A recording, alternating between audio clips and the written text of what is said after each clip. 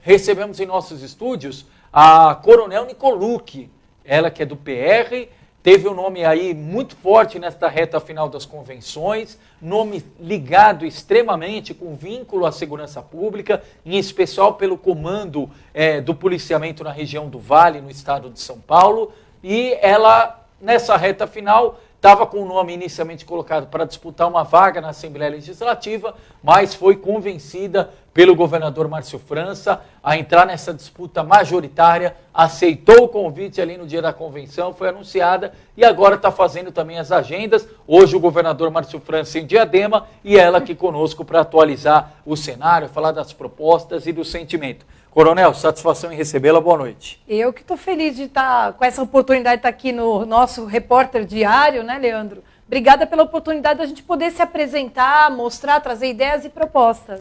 Bom, e como é que surgiu inicialmente, Coronel, essa vocação, esse interesse em disputar um pleito, entrar na disputa eletiva? A senhora que tem toda uma trajetória, e para quem não conhece, ela falava aqui nos bastidores, inclusive quero mandar um abraço para o meu amigo, o jornalista Marcos Savoy, também esteve aqui gravando com a Coronel Nicolucci, é de família. O pai dela também teve uma passagem emblemática, inclusive aqui pela região do ABC. Então, o DNA da segurança está na família, né, Coronel? Bom, eu sou filha de policial militar e de uma professora de escola pública, né? Minha mãe era professora e, de fato, assim, eu, na verdade, nunca tinha cogitado entrar na política, né? Eu sabia que eu queria ser policial, porque eu queria ser igual ao meu pai. Eu via o que ele fazia, eu via a pessoa que ele era, e um fator muito emblemático foi quando ele trabalhava em Campos do Jordão. Teve uma chuva forte na década de 70, muito forte, e pessoas foram soterradas. E eu lembro que era menina, e eu vi ele, junto com outros policiais e voluntários, desenterrando com as mãos pessoas soterradas e retirando as pessoas com vida. E eu vi ele coberto de barro, debaixo daquela cena ficou marcada. Ficou, e eu falei, eu quero ser igual a ele, eu quero também proteger e salvar pessoas, né? E aquilo ficou na minha cabeça. Aí eu entrei na primeira turma de academia de mulher, na academia de mulheres na academia, né, do Barro Branco. Nós éramos 15, numa academia que tinha então 800 homens, né? Foi um desafio muito grande. Isso foi há 30 anos, né? E a partir daí eu segui a carreira, aprendi muito. E quando a gente fala em aprendi muito mesmo, sobre tudo. Por quê? Quando a gente é policial, a gente acaba tendo contato com tudo, né? Inclusive com lugares onde muitas vezes não há outro serviço a não ser o da polícia, né? E normalmente a gente trabalha com as consequências de problemas de outras áreas. Então, falta saúde, falta médico, chama a polícia. Falta né? emprego falta também. Falta emprego, vai dar problema na segurança, né? Dá problema na escola, chama a polícia. Tudo deságua na polícia. É claro. Então, a gente acaba vivenciando problemas de outras áreas de gestão e queira ou não, a gente também compartilhava soluções com outras áreas, né? E aí, nesse que eu estava terminando meus 30 anos de polícia, pensando em fazer arquitetura, né? Que eu falei que eu gosto, tudo. Eu acabei sendo convencida por colegas sobre o momento que a gente está vivendo, um momento em que há um clamor na questão da segurança pública, um clamor por ter políticos honestos, de ficha limpa, né? E aí eu acabei sendo convencida por amigos e pela minha filha. Eu tenho 2 filhas, né? Uma de 16 e uma de... Porque normalmente o maior desafio é convencer em casa, convencer na família. No caso da senhora foi o contrário. Não, mas não foi bem assim. Então foi assim, a minha filha de 23 anos está terminando química, ela falou assim, mãe, eu estou pensando em ir embora do Brasil, o Brasil não tem mais jeito. Ela falou isso para a senhora? Aquilo machucou. Por quê? Porque meus avós eram russos e poloneses que abandonaram o país para vir morar e adotar esse país como pátria, né? Porque era o Brasil do futuro, o Brasil das oportunidades. E ela não falou isso simplesmente pela questão de oportunidade, sim pela realidade política e do cenário que nós temos no Brasil. Infelizmente. Então é assim, o que ela falou não foi a Carolina que falou. Eu vejo muitos jovens hoje falando isso. Com o mesmo sentimento. E aí eu falei, não, eu preciso fazer alguma coisa para mudar isso, né? Como que pode abandonar o nosso país, onde planta nasce coisa, tem um clima bom, tem belezas naturais, tem biodiversidade, tem tudo de bom aqui. Agora, poxa vida, vamos fazer isso aqui dar certo, né? E aí eu resolvi colocar minha cara a tapa. Inicialmente como pré-candidata a deputada estadual. Então eu estava trabalhando, tinha uma bandeira bem definida na questão valorização das forças de segurança, trabalhar pela segurança pública e pela região do Vale, né? Um foco maior na região onde eu praticamente fiquei grande parte da minha carreira. E de Quanto repente, tempo na região do Vale? 15 anos 15 lá. anos, praticamente metade aí. E 4 anos e meio no comando da região lá, né? Como comandante lá. 39 cidades, 7 batalhões, né? Uma área complexa. E, de repente, eu estava nessa minha pré-candidatura quando recebo o convite do nosso governador Márcio França, perguntando se eu topava ser a vice-governadora dele. E eu confesso que eu quase morri do coração. Mas e aí, topou de imediato? Não. De pensar? Aí eu pedi para pensar, né, assim, tive um tempo para isso. Aí é claro que eu pesquisei quem era o Márcio França, né, porque eu conheci ele meio como governador recém-possado, né? Pesquisei a história, pesquisei as realizações e topei sim o desafio. Por quê? Porque se eu já tinha saído, né, para a política, me colocado à disposição para colaborar dentro de um processo de mudança, ao lado do Márcio França, eu acredito sim que a gente pode fazer muita coisa e mudar. Por quê? Eu descobri que ele é um político já com experiência, né? É um homem que já tem 30 anos já na política. Ele é casado há 32 anos com a professora Lúcia, já é vovô, né? Então, uma pessoa de família. E assim, ele foi vereador, foi prefeito 2 vezes lá de São Vicente. Isso. Na segunda vez, foi reeleito com 93% de aprovação. Diz que é uma aprovação histórica, recorde, né? Então, recorde.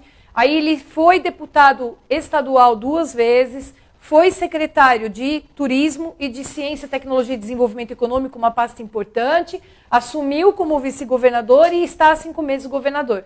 Ou seja, é um homem que tem muita experiência na área de gestão pública.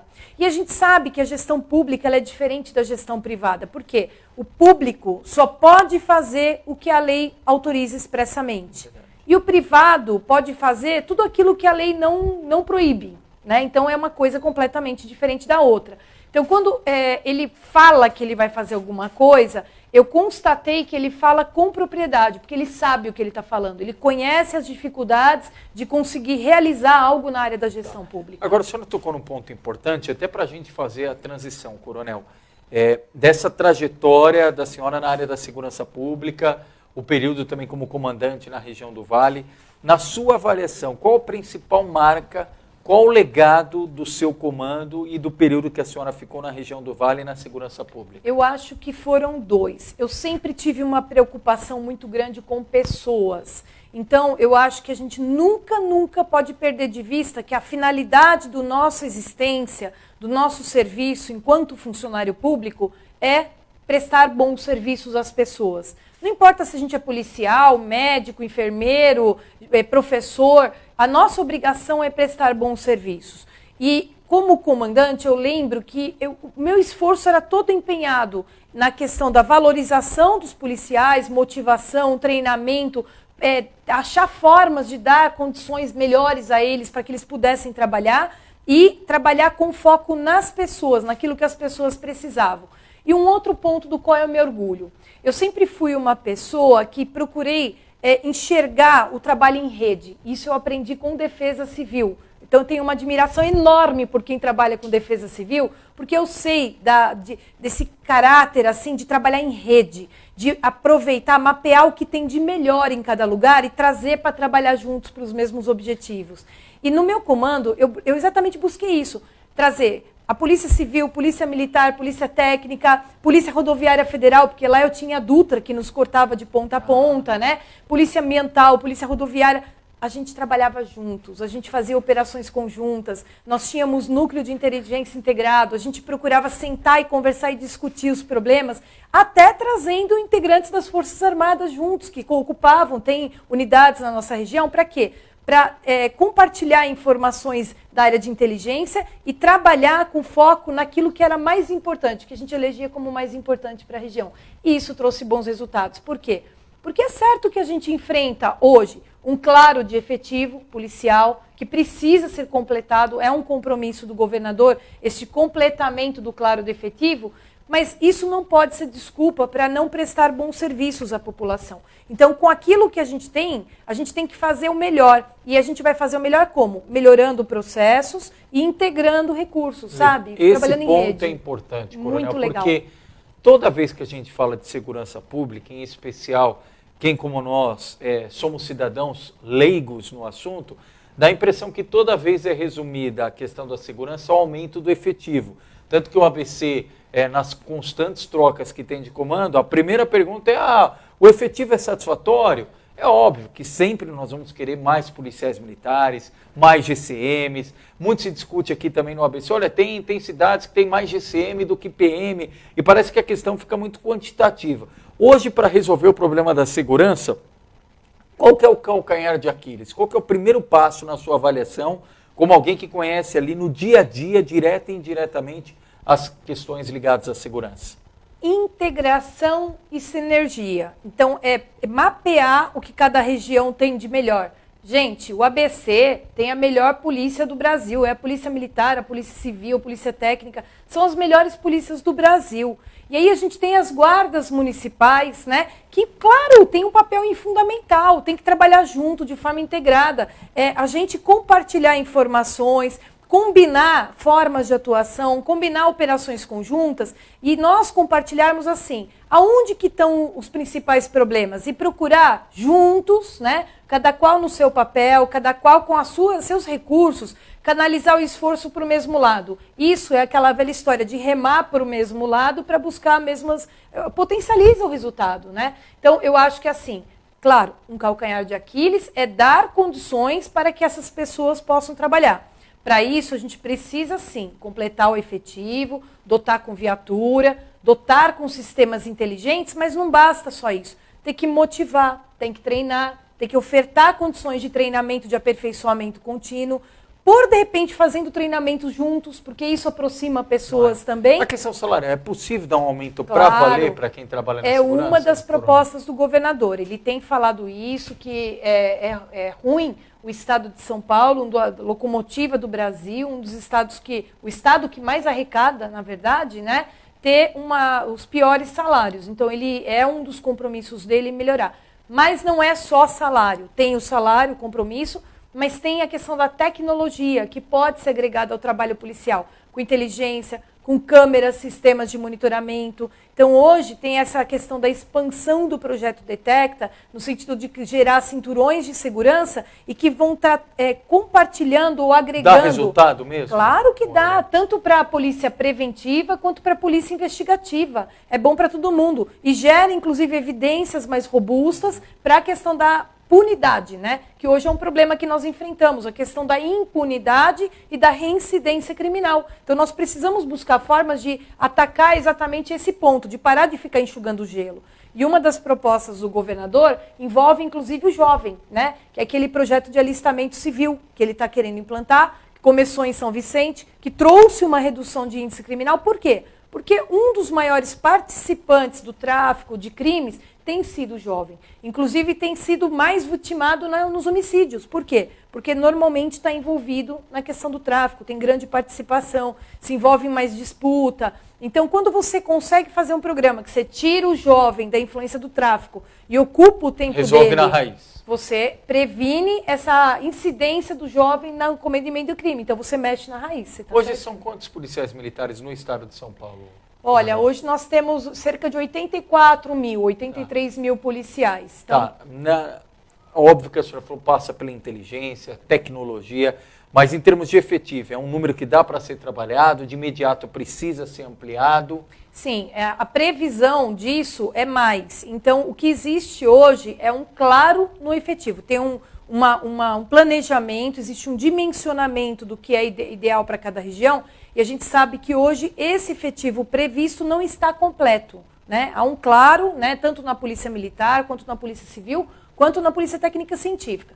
Para isso, nós temos hoje mais de 2.400 policiais fazendo o curso, né, em formação, e há previsão para abrir mais 7.600 vagas para a Polícia Militar e mais de 2.700 para a Polícia Civil, exatamente para fazer o completamento desses claros de forma gradual. Por quê? Porque tem que se considerar também a capacidade de formação de cada instituição, né? Mas um dos objetivos é exatamente o completamento de claros e agregar com a tecnologia, agregar com formação, capacitação, aperfeiçoamento profissional e a integração, a articulação, o trabalho sinérgico entre as instituições. Perfeito.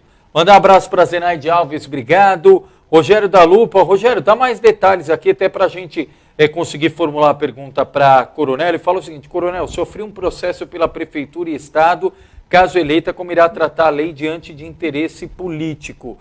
Se puder dar mais detalhes desse processo, mas acho que ele fala de separar o que é de interesse político ou não. Ninguém pode sofrer um processo simplesmente por ter uma ideologia diferente. Não, gente, assim, a gente tem que separar as coisas. Uma coisa é fazer cumprir a lei, outra coisa é fazer a lei.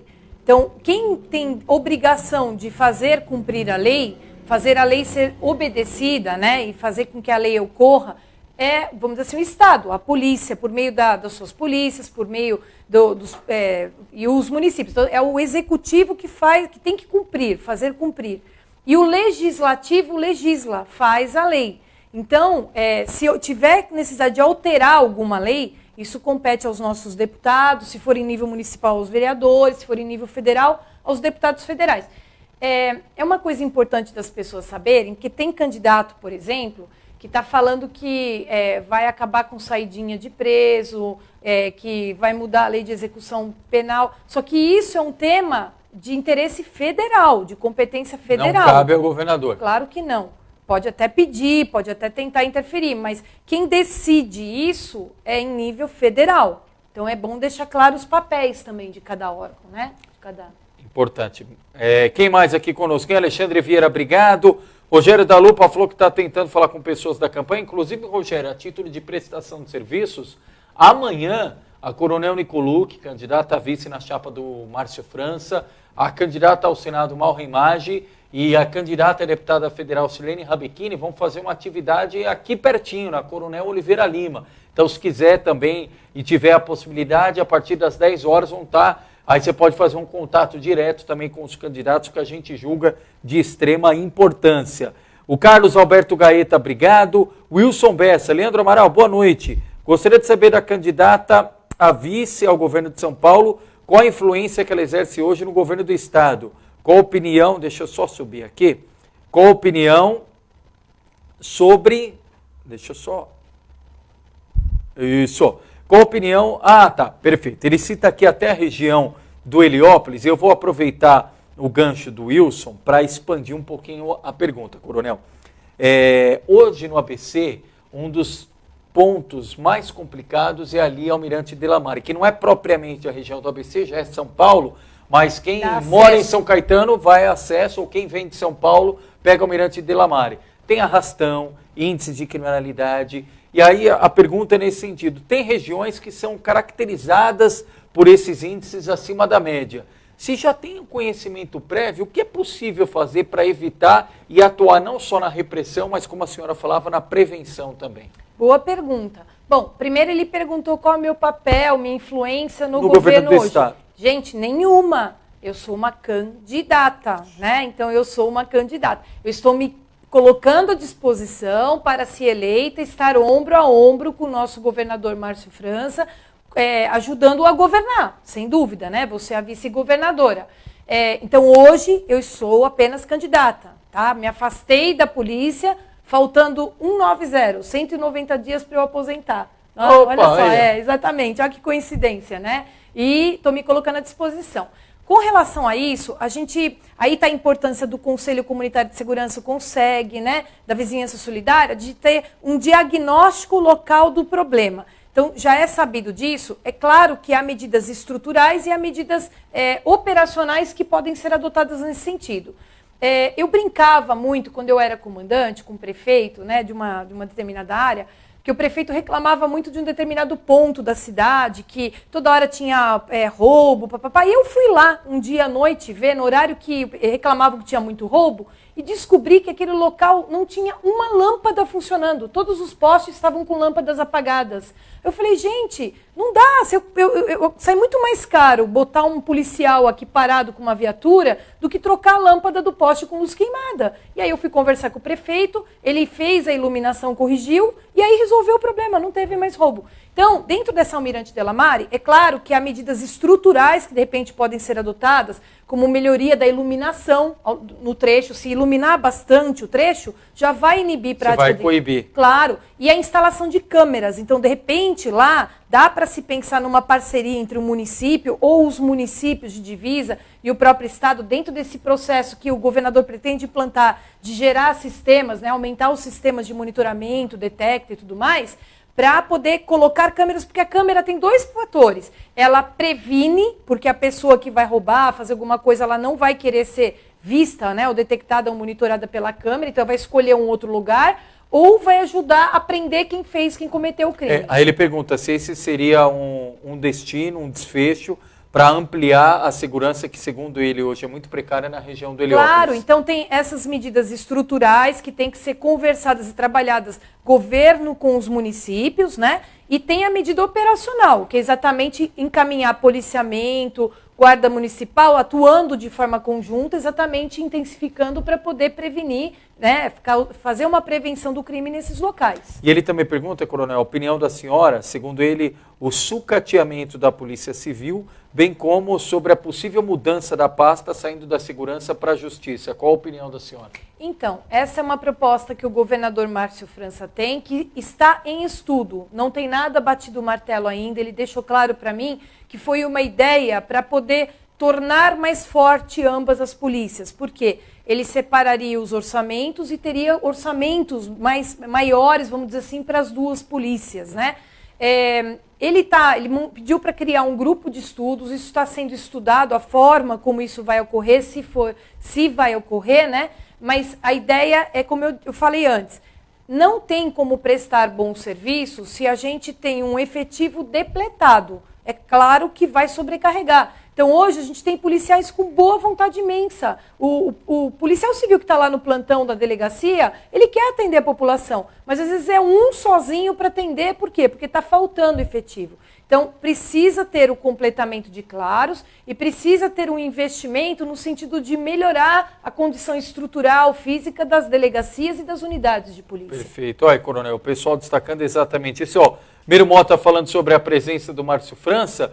O Márcio França esteve hoje em 2 cidades do ABC, viu, Miro? De manhã em Ribeirão Pires, agora à noite na cidade de Diadema. Inclusive o Carlos Carvalho está lá e daqui a pouquinho informações no Repórter Diário. Wilson Bessa eu citei, o André Ribeiro do Vivo ABC, obrigado. Olha lá, e o pessoal destacando, a Tereza Marano interagindo aqui com o Wilson, muito bem lembrado. Nesse tempo todo não ouvi um candidato falar a respeito da segurança, em especial na região do Heliópolis. E o Wilson concordando, a nossa preocupação é essa, que os políticos também discutam os temas efetivos como a questão da segurança, e por isso ninguém melhor do que a Coronel Nicolucci, que tem um envolvimento, tem uma trajetória na área da segurança pública. Deputado federal Arnaldo Faria de Sá conosco, obrigado, deputado, pela participação. Rosi Ribeiro de Marco, secretária, obrigado pela participação. Amélia Carneiro, Rogério da Lupa, ele deu mais explicação aqui, viu, coronel? A prefeitura fez um BO em meu nome e o delegado fez uma varrição na minha vida. Só pode ser por eu estar questionando contratos. Como irão tratar essa situação? Acho que ele alega que é uma perseguição política. Coronel. Bom, aí ele tem direito à defesa, então ele precisa realmente constituir o advogado. Todo o processo legal, ele dá direito à defesa, né? E se há uma denúncia ou uma apuração, é obrigação da polícia apurar. Então, toda vez que a gente recebe uma denúncia ou uma instituição policial, seja civil ou militar, recebe, ela tem o dever de apurar. Para isso, às vezes ela pede mandado de busca, ela usa, né, dos recursos legais. E a pessoa que está sendo alvo dessa apuração tem garantido todo o direito de defesa. Então, é importante que ele detecte se há alguma conotação política, né? E isso um advogado tem plenas condições de encaminhar. Claro. Coronel, um outro destaque importante nas oportunidades em que os candidatos ao governo do estado falaram de segurança, tem candidato propondo mudança na forma de operação, mudança no efetivo da polícia.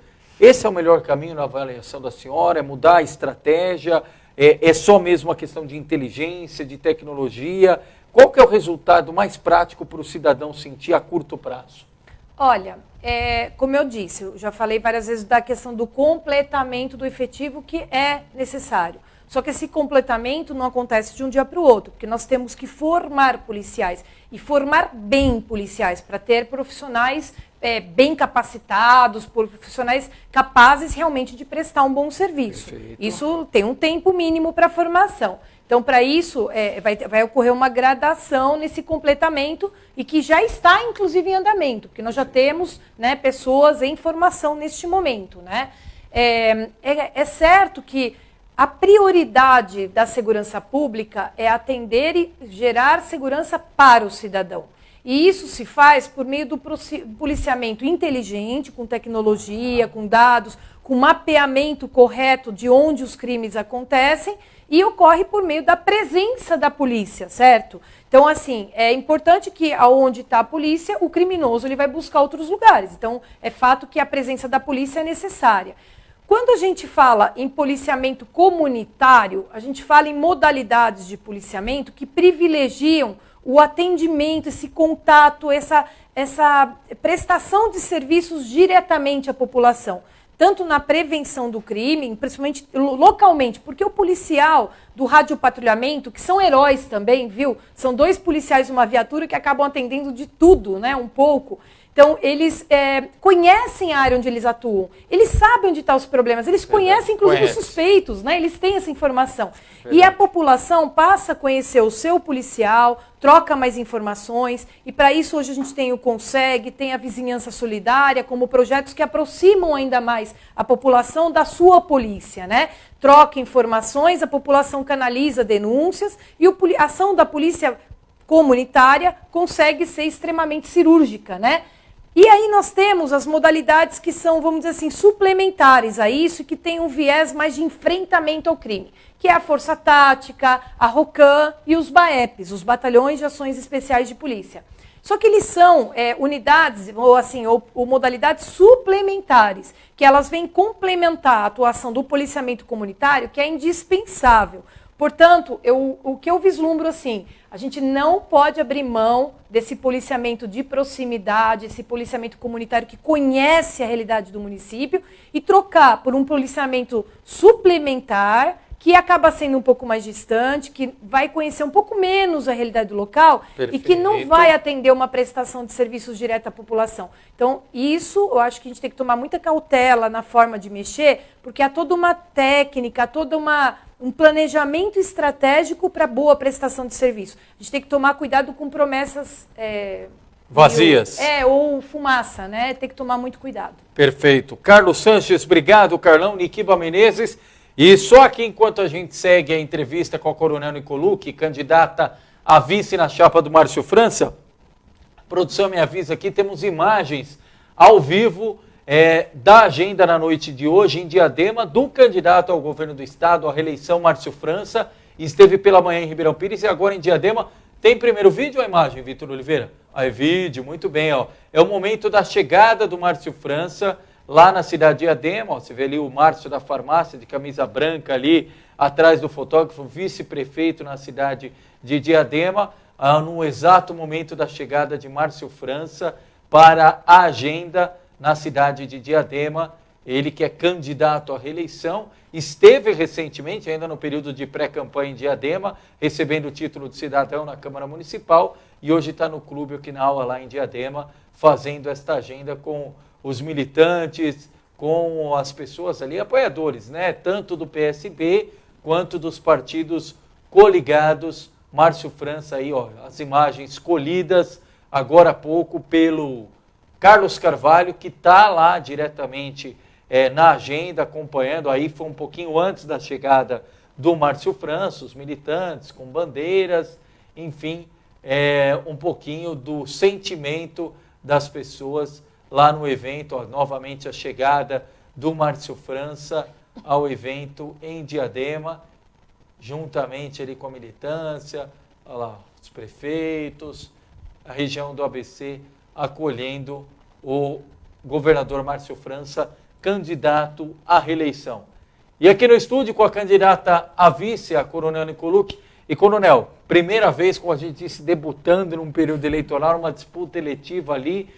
Como é que tem sido esse período de pedir votos, olho no olho? Uma coisa é pedir voto ou para outra pessoa ou para alguma bandeira. Outra coisa é pedir voto para a gente mesmo, né? Como é que tem sido esse dia a dia? Olha, como eu disse, eu nunca tinha cogitado em sair para a política. Estou colocando a cara à tapa, porque eu acredito que a gente tem experiência e condições, sim, de ajudar numa mudança, ajudar numa política transparente, séria, honesta, né? Uma política responsável, capaz de realmente gerar resultados, né? E assim, é claro que é diferente, né? Eu brinco que era muito mais fácil para mim comandar 3.400 homens lá na região do Vale. E, assim, uma experiência de conhecer pessoas, de ter que me aprofundar em outras áreas das quais eu não tinha tanta afinidade, né?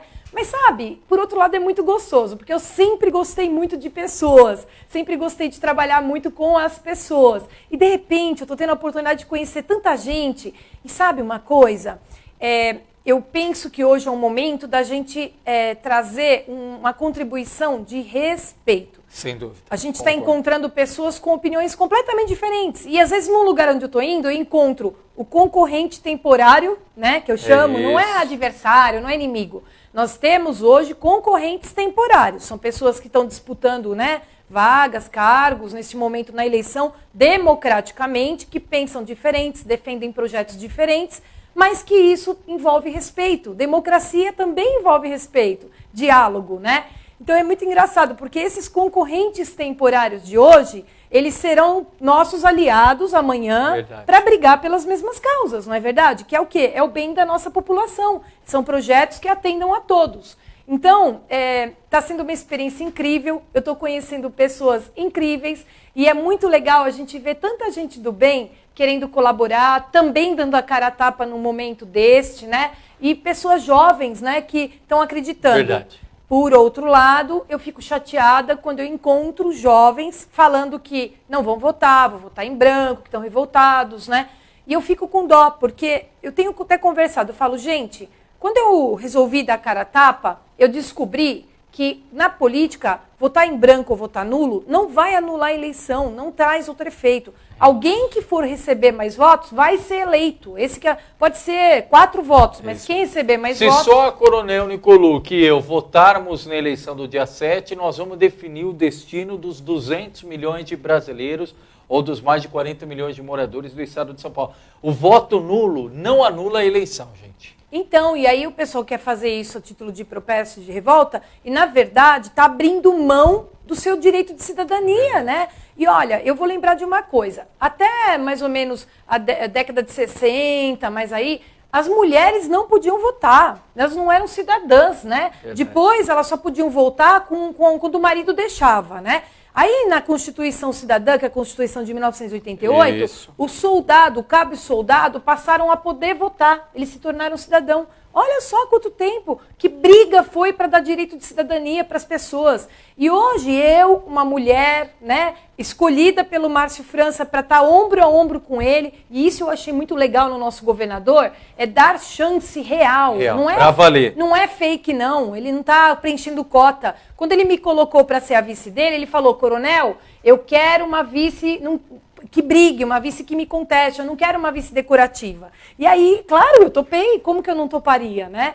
E, assim, é um momento agora da gente escolher bons candidatos, é um momento da gente ter o direito de reclamar depois, porque quem não for votar não tem direito de reclamar, não é verdade? E que a gente que vai colocar o nosso dedo lá para escolher os melhores ou os menos piores, nós teremos o direito de reclamar depois, não é verdade? E tem encontrado muitas pessoas com essa característica, com esse sentimento? Tem. De querer anular, de querer votar em branco, ou pior ainda, como a gente tem falado aqui, de se abster, de não querer votar.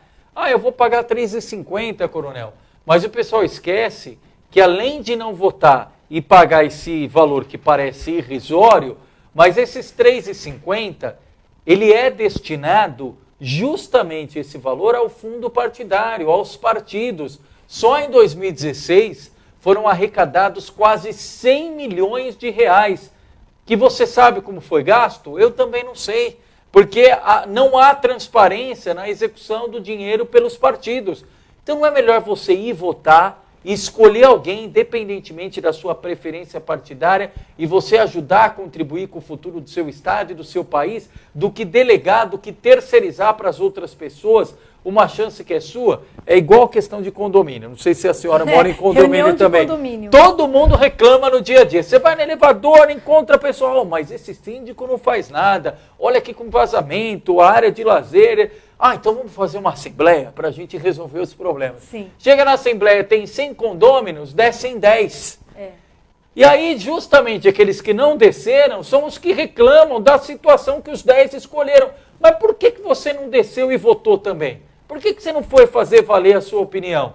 E na política é a mesma coisa. Exatamente. Então, eu acho que o momento é muito bom para a gente mudar. E, assim, hoje, a informação ela é muito democrática. Está lá na internet, gente. Entra no site do TSE, do TRE, né, do Tribunal Regional Eleitoral. Cuidado com as notícias erradas, procurem pesquisar em sites confiáveis, né? Em jornais, para não fazer a fake news. É claro, né? E aí a gente tem, é só jogar lá o nome da pessoa no Google, gente. Aparece tudo da vida da pessoa, né? Então, assim, dá para escolher sim. Se não for os melhores, se a gente não, né, não concorda, acho que não tem ninguém tão bom assim, então escolham os menos piores, pelo menos, para a gente ter o direito de reclamar depois. E ó, esse direito de cidadania, em alguns lugares, foi conquistado com sangue. As mulheres lutaram muito por esse direito. Gente, é o momento da gente ter direito de votar, de escolher e de mudar. E eu acho que eu estou aí também para isso, é ajudar a mudar alguma coisa. E a participação das mulheres, Coronel Nicolucci, também é tão emblemática, a gente fala tanto aqui, as mulheres avançaram muito, no começo as mulheres não podiam nem votar. Hoje as mulheres desempenham, se não as mesmas, mas quase as mesmas funções dos homens. Hoje não tem mais uma profissão que você fala, isso aqui é só homem. A mulher ocupou, e de uma forma brilhante, e com todo o mérito e justiça, todos os postos de trabalho, todos os espaços da sociedade. É óbvio que a gente ainda tem uma questão de preconceito que é muito complicado, mas onde isso talvez fica mais claro, mais latente, é na política. Embora as mulheres sejam a maioria no Brasil, de acordo com o IBGE, na política é avassaladora a diferença nos cargos. As mulheres são minoria na Câmara dos Deputados, minoria na Assembleia Legislativa. Aqui no ABC, Coronel, só para dar alguns exemplos, Santo André, 21 vereadores, 2 mulheres. São Caetano, 19 vereadores, 1 mulher. São Bernardo do Campo tem 28, agora com o vereador afastado 27, também 1 mulher. Uma situação muito aquém. É preconceito, os partidos não abrem espaço para as mulheres, ou falta mais iniciativa e procura das mulheres para ir para a linha de frente da política? Eu acho que é um pouquinho das duas coisas. Por quê? Hoje, aumentou na real, muitas famílias são chefiadas por mulheres. Verdade. Né? Então, a mulher ela acaba tendo uma responsabilidade na questão do provento, do sustento da família. O rimo da família. Né? Então, ela tem que trabalhar e, além de tudo, cuidar dos filhos, né? Cuidar, às vezes, de um pai mais idoso, de uma mãe. Então, a mulher, às vezes, ela tem essa sobrecarga, o que, às vezes, não dá a ela a condição de estar concorrendo. Por outro lado, aquelas que conseguem, que se dispõem, que abrem mão do conforto, que conseguem fazer um malabarismo e se colocar à disposição, muitas vezes não conseguem o espaço, né?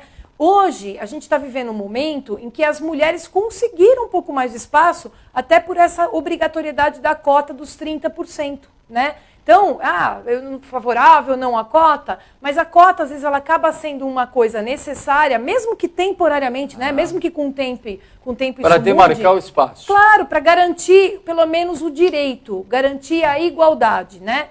E eu nunca pensei na questão de homem melhor que mulher. São diferentes, homens e mulheres são diferentes. Mulher amamenta, mulher dá luz, né?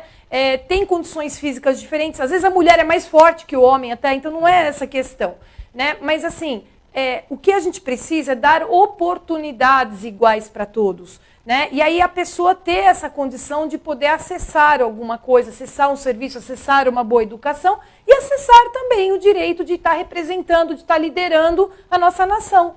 Então, eu acho que é isso que a gente tem que buscar. E acho que é uma oportunidade muito legal, porque eu tenho visto realmente umas mulheres se colocando, boas pessoas, pessoas capacitadas, pessoas novas. E aqui no ABC nós temos candidatas mulheres. Verdade. Algumas eu conheci, uma vai estar andando comigo amanhã em Santo André, né? Sirlene Rabechini, que aliás deu entrevista pra gente. Gente, deem uma chance, olha com carinho essas mulheres, né, que estão abrindo mão, às vezes fazendo malabarismo para contornar filho, casa, né, tudo isso, e comprando essa obrigação, vamos dizer assim, esse compromisso a mais que é entrar na política, que eu falo que não é nada fácil. Ó, coronel, o pessoal está desconfiado aqui que a senhora já fala muito bem e que não é a primeira vez. Ó, o Rogério da Lupa falou que a senhora explicou muito bem e que demonstrou estar preparada para o cargo. Laércio Santos, nossa, coronel, essa fala com propriedade, competência e determinação.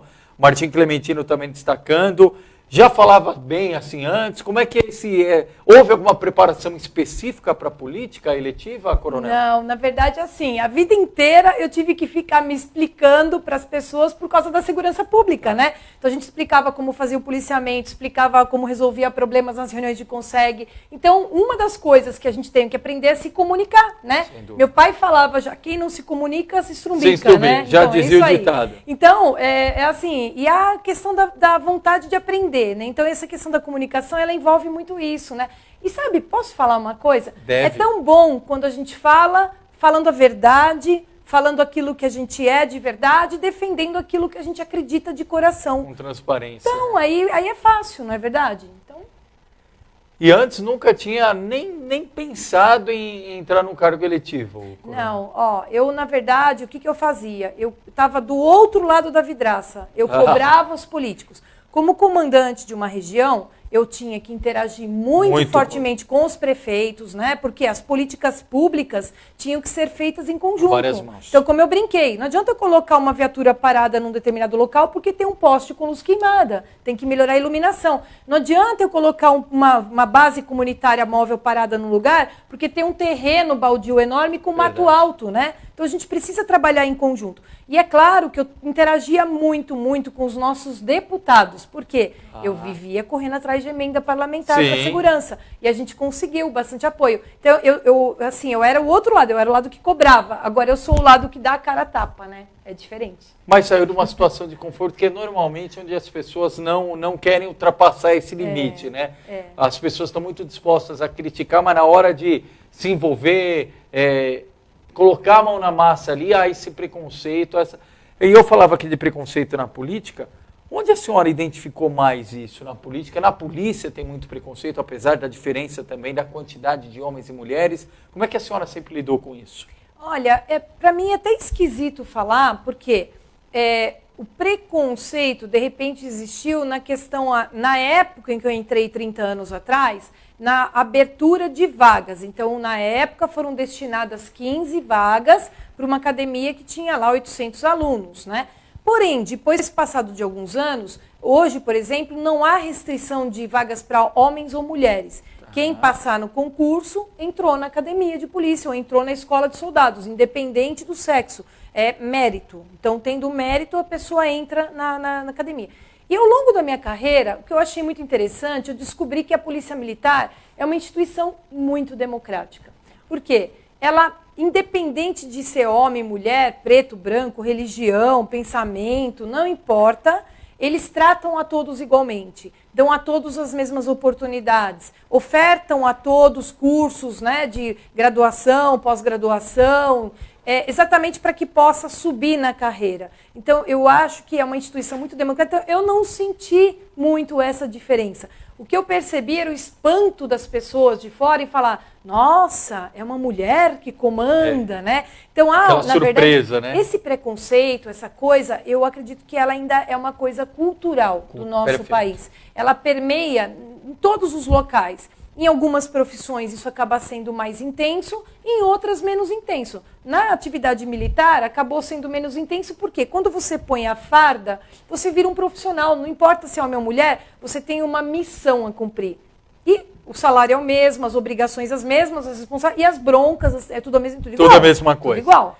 Coronel, a Melina Cardoso, aliás, obrigado, Melina, fez jornalismo comigo na USCS em São Caetano, atua hoje no dia a dia da grande imprensa em São Paulo, e ela falou, olha, tem uma pergunta para a Coronel. As mulheres sempre desejaram representantes que defendessem direitos das mulheres. Maior licença maternidade, igualdade, respeito, mas por muito tempo também as mulheres só votavam em homens. Tinha aquele velho ditado, a mulher não vota em mulher. O que a senhora acha desse movimento feminista crescente para conscientização e atuação feminina em diversas frentes? Olha, eu acho muito legal, desde que não coloque homens contra mulheres e vice-versa. Eu acho que a gente tem que buscar o nosso espaço, buscar realmente ter chances, né, igualdade para contribuir em qual área que seja, né?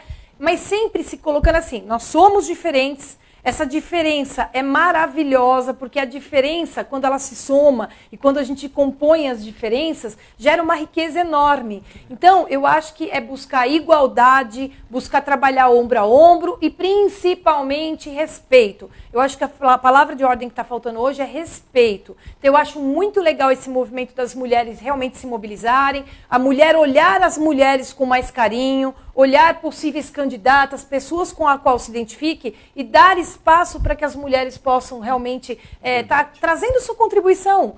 E a mulher, por ser diferente, às vezes ela tem mais sensibilidade, tem aquela premonição, né? Tem também um olhar diferente e essa composição só traz um benefício enorme para a população. Legal. Olha, Coronel Nicolucci, tem ainda muita pauta aqui, mas de imediato quero agradecer a gentileza da entrevista.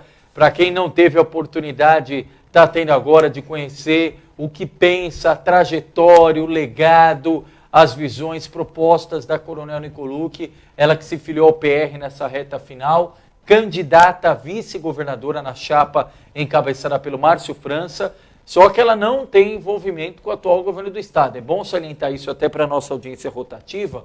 O Márcio França foi eleito vice-governador de Geraldo Alckmin em 2014, como o Geraldo Alckmin renunciou para disputar a presidência da República, o Márcio França assumiu o comando do governo do estado nessa reta final, aí desde o meio do primeiro semestre, né, 4, 5 meses aí à frente do Palácio dos Bandeirantes, e a Coronel Nicolucci foi escolhida para ser candidata a vice aqui no governo do estado de São Paulo, com uma área, com um discurso, com uma prioridade, um foco grande na questão da segurança pública. Coronel Nicolucci, mais uma vez, obrigado pela gentileza da entrevista, fazendo agenda, aliás, reforçando, amanhã vai estar aqui na Oliveira Lima, eu digo aqui porque o Repórter Diário também é sediado no centro de Santo André, vai fazer a tradicional descida do calçadão da Oliveira Lima, junto com a Mauro Imagem, que é uma das duas vagas do Senado, ela é candidata na chapa do Márcio França, a Mauro Imagem, que é do PSB, e também a Silene Rabechini, que é candidata a deputada federal pelo Partido Socialista Brasileiro.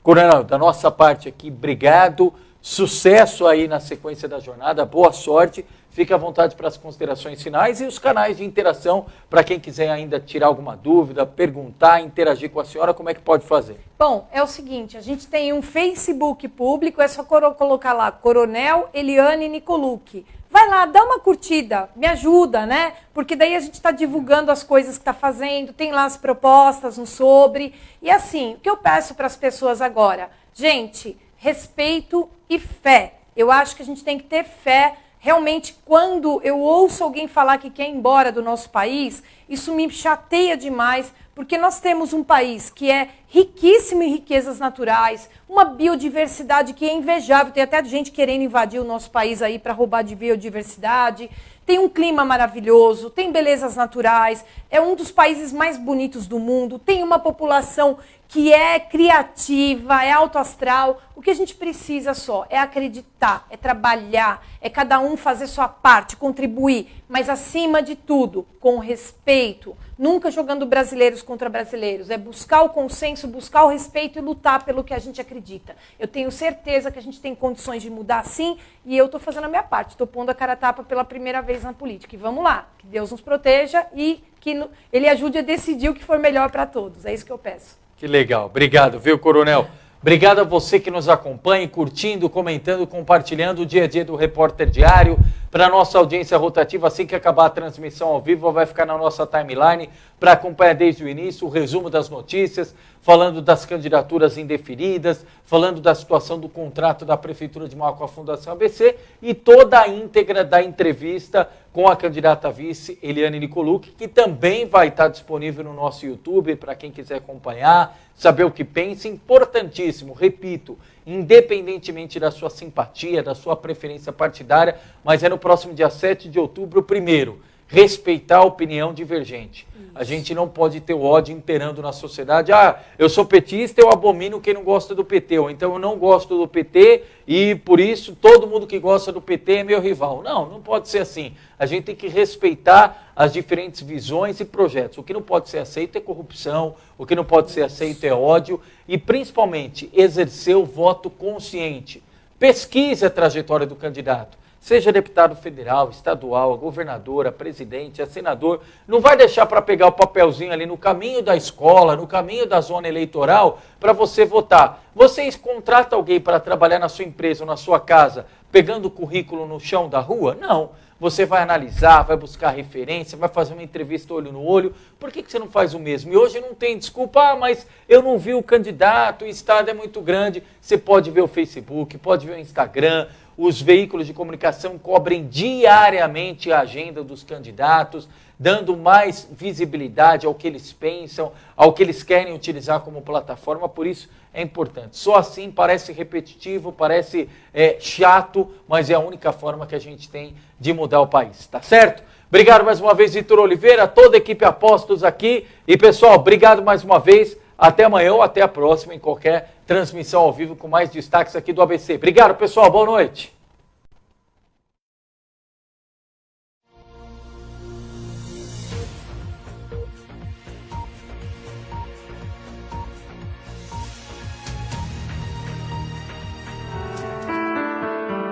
Eu bato no peito e digo que sou daqui.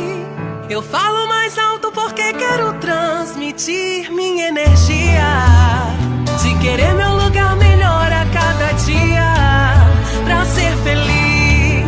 Sou do ABC, e ter uma vida melhor é questão de escolher. Quem vai olhar pelo meu lugar, quem assim como eu não vai sossegar, enquanto o meu grande ABC puder melhorar. Juntos somos maiores que muitas nações, 7 cidades, mais de 2 milhões. Gente que pode fazer muito mais por nossa região. Quem é do ABC, vota pelo ABC, não importa o partido, se é A, B ou C. Candidato daqui tem mais compromisso pra fazer valer. Sou mais ABC porque é meu lugar, quero gente daqui pra me representar. E você? Vote em candidato que é do ABC. É com gente daqui que a gente vai crescer. Nessas eleições, vote por você. Eleja quem defende o ABC.